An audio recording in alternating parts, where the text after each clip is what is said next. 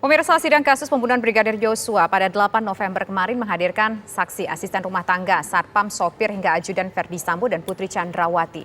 Mereka memberikan kesaksian untuk terdakwa Ferdi Sambo dan istrinya Putri Chandrawati. Nah, salah satu kesaksian yang dimunculkan adalah mengenai sikap korban Brigadir Yosua semasa hidup. Menurut satpam rumah Ferdi Sambo, Brigadir Yosua ini memiliki sifat temperamental semasa hidup. Sementara kuasa hukum Ferdi Sambo dan Putri menuding Yosua ini memiliki kepribadian ganda karena sikapnya berbeda saat bersama keluarga dan juga bersama dengan teman-temannya. Perlukah kepribadian Yosua ini diungkit dalam persidangan? Kita akan bahas pemirsa bersama dengan 3 orang narasumber. Telah bergabung bersama kami ada pakar psikolog forensik, ada Bang Reza Indragiri Amril, kemudian kuasa hukum keluarga Brigadir Yosua, Bang Martin Lukas Simanjuntak, dan juga pakar hukum pidana yaitu ada Prof. Hipnu Nugroho. Selamat petang Bapak-Bapak semua. Selamat petang, Assalamualaikum. Waalaikumsalam. Selamat petang. Salam.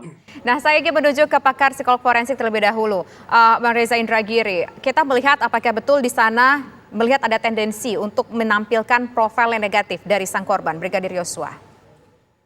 Ini persidangan tentang kasus pembunuhan berencana.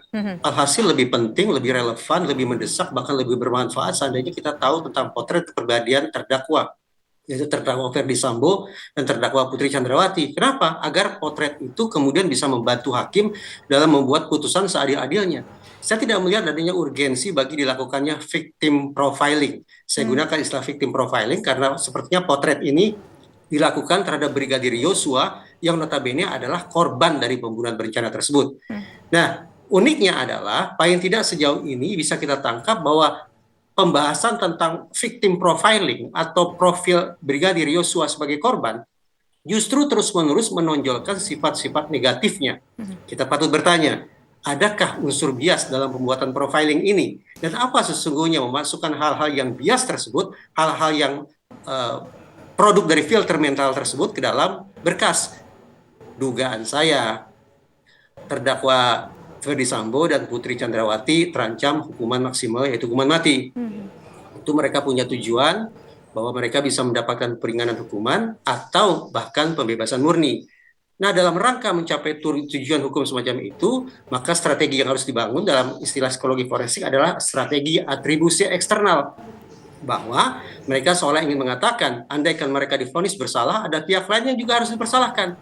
Andaikan mereka harus bertanggung jawab secara pidana, harus dipahami bahwa sesungguhnya perbuatan pidana yang mereka lakukan tak lain tak bukan adalah respon atas perbuatan pidana pendahuluan. Apa yang dimaksud dengan pidana pendahuluan? Selama ini yang dituduhkan kepada Mendia Brigadir Yosua adalah terkait pelecehan seksual. Nah, kalau kemudian kepada publik, khususnya kepada majelis hakim, berhasil dibangun framing atau narasi bahwa sifat-sifat negatif Brigadir Yosua, terlepas benar atau tidak, sifat-sifat itu menjadi dasar bagi mereka untuk menyimpulkan, ini loh watak orang yang memang melakukan kejahatan seksual, maka itu bisa jadi akan memperingan hukuman bagi terdakwa atau membuat mereka bebas murni dari pidana, dan pada sisi yang lain justru menstigma Brigadir Yosua dalam serba aneka sebutan yang negatif. Tidak hanya bagi dia, tapi juga bagi keluarga besarnya. Oke, Mas Reza, kalau melihat seperti ini berarti kan ada sebuah tujuan, ada sebuah tendensi khusus supaya hukuman diringankan. Nah, artinya saksi-saksi ini tampaknya dalam profiling negatif itu tidak bisa independen dong dalam menyampaikan kesaksiannya terhadap bagaimana keseharian dari korban. Sudah kita saksikan bersama-sama bahwa seluruh saksi yang bercerita tentang sifat-sifat Yosua seluruhnya adalah sifat-sifat negatif. Tidak ada satupun sifat positif yang dimiliki oleh mendiang Brigadir Yosua yang dikemukakan oleh para saksi. Tambahan lagi, paling tidak ada 2 orang saksi yang menggunakan istilah yang sama, istilah sesungguhnya sangat teknis, yaitu istilah temperamental. Jadi pertanyaan bagi kita, kenapa seluruh saksi yang bercerita tentang mendiang Brigadir Yosua sama-sama bercerita tentang hal yang negatif, menggunakan kosakata yang sama, dan sama-sama lupa tanda petik untuk bercerita tentang sisi-sisi positif mendiang. Oke, baik. Nanti kita akan mencoba menggali dari pakar hukum, Prof. Hipnu, dan juga kuasa hukum dari keluarga korban, Bang Martin. Sebetulnya pemirsa perlu kami sampaikan, kami juga mencoba untuk menghubungi kuasa hukum dari Ferdi Sambo dan juga Putri Chandrawati, namun belum ada yang bersedia hadir dalam kesempatan sore hari ini. Perbincangan masih akan kami lanjutkan usai jeda berikut. Tetaplah bersama kami.